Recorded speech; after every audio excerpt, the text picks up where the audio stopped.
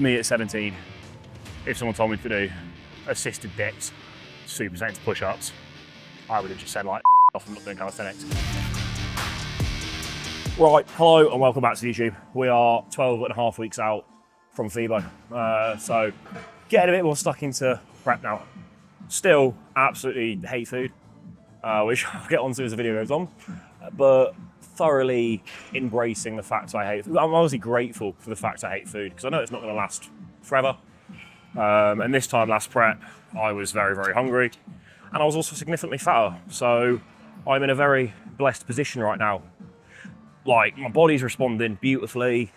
I'm eating a lot of food. My training's fantastic. And quite frankly, it still feels like peak off season, except I'm like 10 pounds down, 15 pounds down maybe, and significantly leaner. I touched on it last video, I think. Like, my mobility, I've had a lot of issues at the minute with my shoulders, my scapula. It's all been horrendously tight and wonky and shit. And I've been doing everything I can to sort it out. And it is actually improving quite a lot. I had the most painful tissue work I've ever had in my life yesterday, where Will, my tissue work guy, like, he's a big dude, right? He's not small. He's fucking tall and pretty jacked, right? He was literally, had full body weight, like jumping on me, pretty much like elbow straight into like my scapula for about 15 minutes. It was not nice. It was horrible, but it's sorted out. My scapula, my left one, has been really tight. So I've been hitting like back doubles. I've been like pinched up, as I said last video. I probably showed you last video. So that's been a nice improvement. Today's the first session since then. I do feel a lot looser, a little bit sore, mind, in the scapula where I was getting just fucking elbow dropped for like a good hour. But yeah, we're feeling a little bit looser, not so tight. Just taking it as we go and making sure to stay on top of it, because the last thing we want is in prep to get the odd niggle that then develops into an absolutely fucking horrendously irritating issue.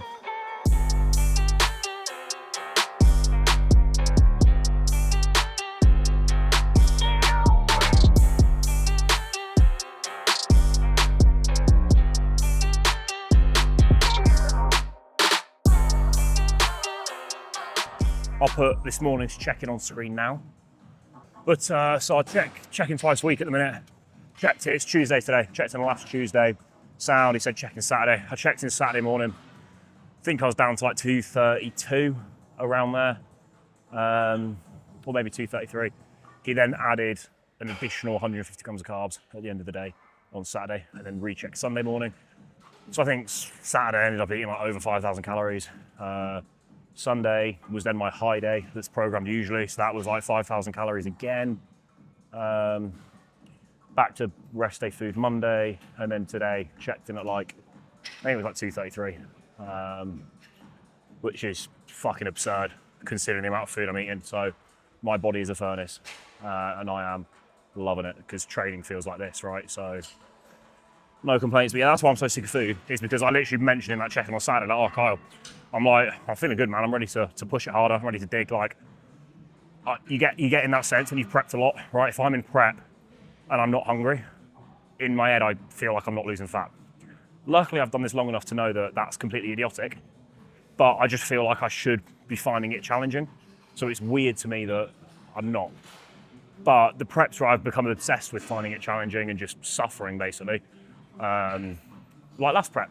And that went well, didn't it? I lost all the muscle. So yeah, just purely leaving it to Kyle. He said eat 150 grams of carbs, so I ate 150 grams of carbs extra. On top of the like fucking 600 odd I had to eat already.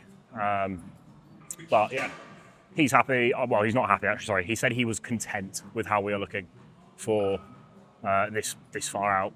So as long as he's happy, content, I'm content as well.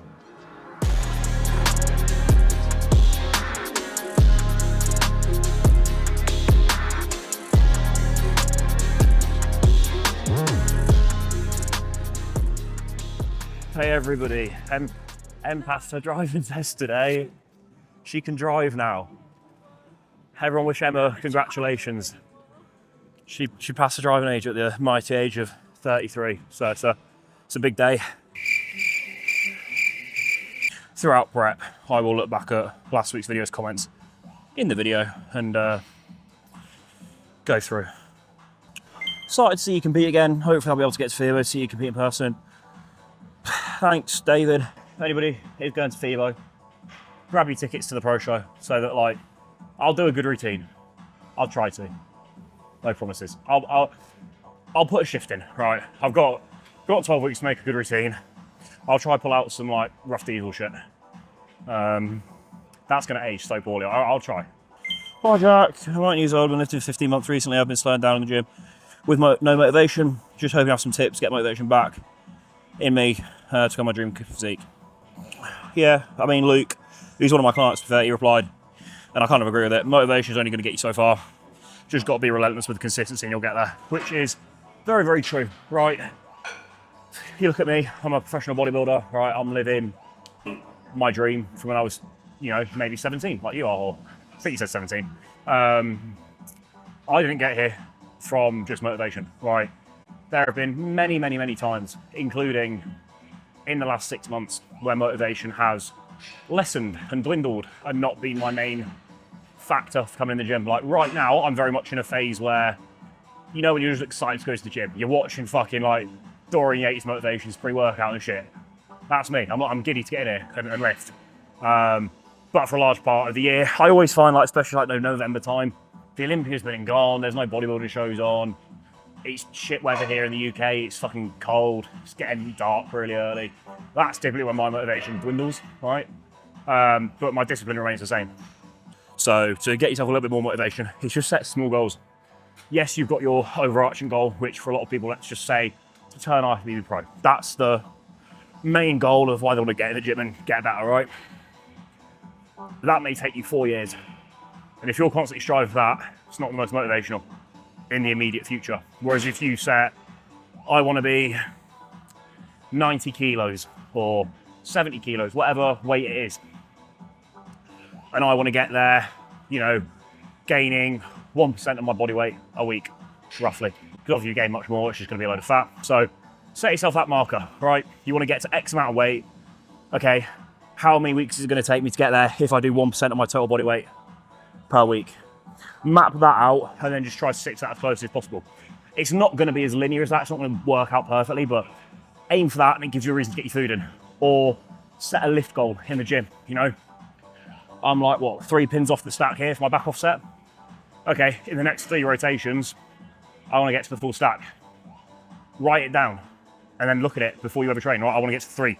Okay, if I want to get to 3 in 3 weeks, if I want to get to the stack in 3 weeks, what have I got to do? Okay, I need to progress it today by 1 pin. That's motivating. It gives you a reason, okay? And so, yeah, get logbooking, set yourself goals, or, summer's not that far away. It's a couple of months. If you want to look good for summer, you have to start working now, push food up a little bit, and then in like 8 weeks' time, start to diet, bring it back down, and get lean for summer. That's a goal. So set short-term goals in order to achieve your long-term goals.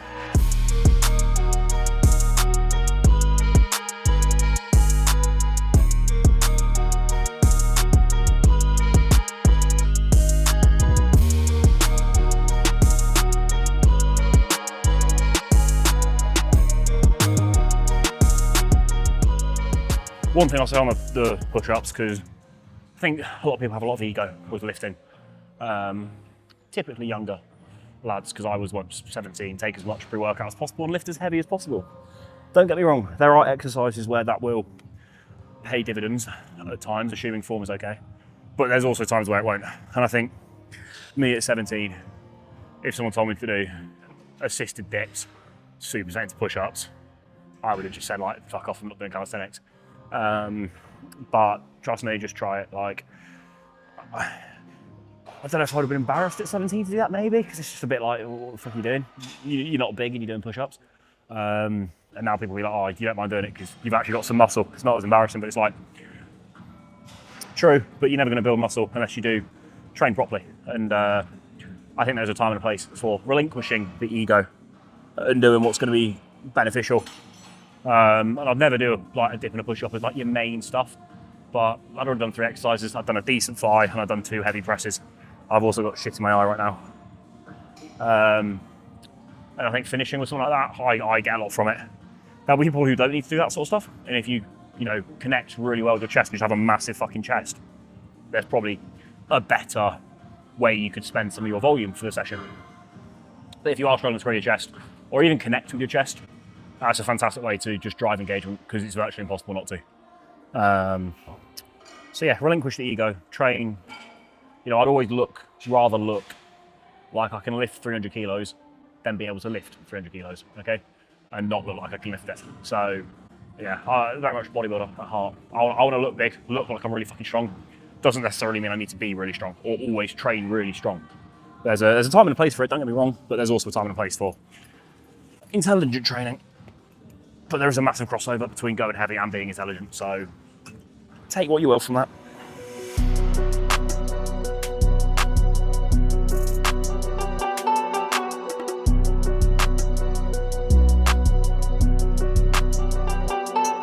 With a couple of raise right.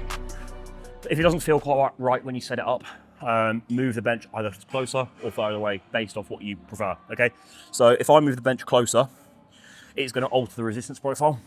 So it'll be much heavier here at the bottom if I'm closer, and it will drop off more here.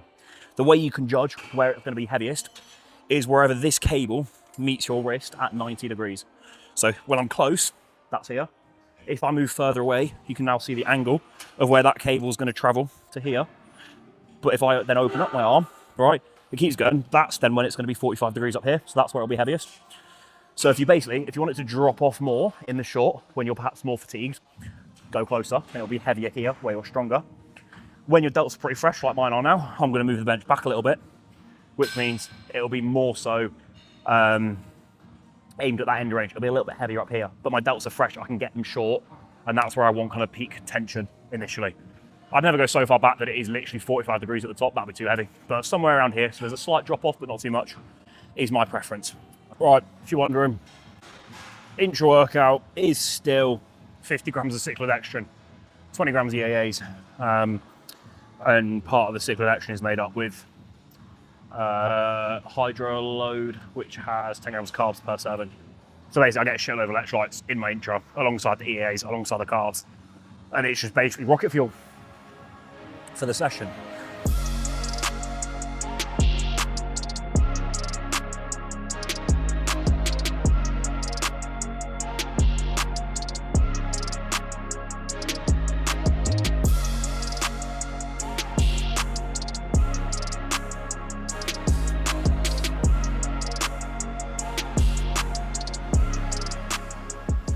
We're back home, about to eat post-workout, which is still cereal. Just going to quickly show you what's going on with our little, I like to call it a garden shed, but Ems tells me off, which in fairness is just like a fully fledged insulated air-conditioned building in the garden. But we've got Craig, sort it out, shout out Craig. He actually pitched his service on a comment of a YouTube video, but he's class at what he does, so it was a good find. So shout out Craig. So, all right, this used to be, you know, if you see my Instagram and the check-in video from this morning, that was against this wall. We had like some shitty floor here, and like plastic was up to the wall here, and it was all a bit weird. We're stripping everything off. There was a door there and a window there. We've boarded over it, and then we've got like plasterboard here, which is going fucking everywhere, ceiling included. Then it's going to be skimmed twice and painted matte black.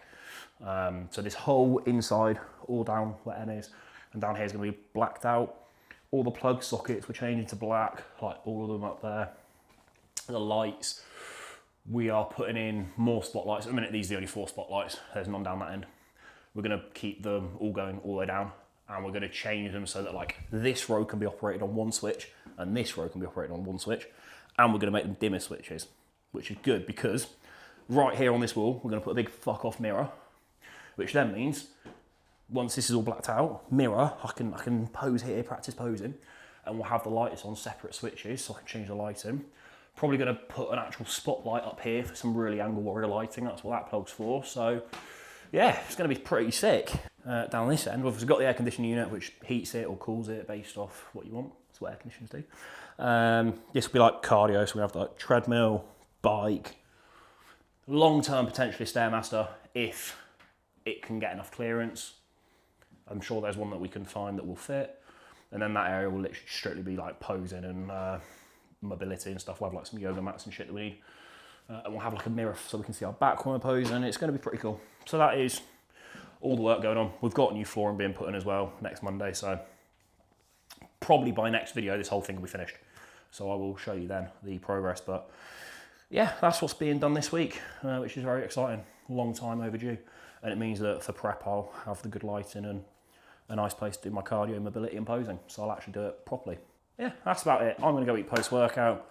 Thanks for watching, and we'll see you next week when we'll be 11 and a half weeks out and a little bit leaner.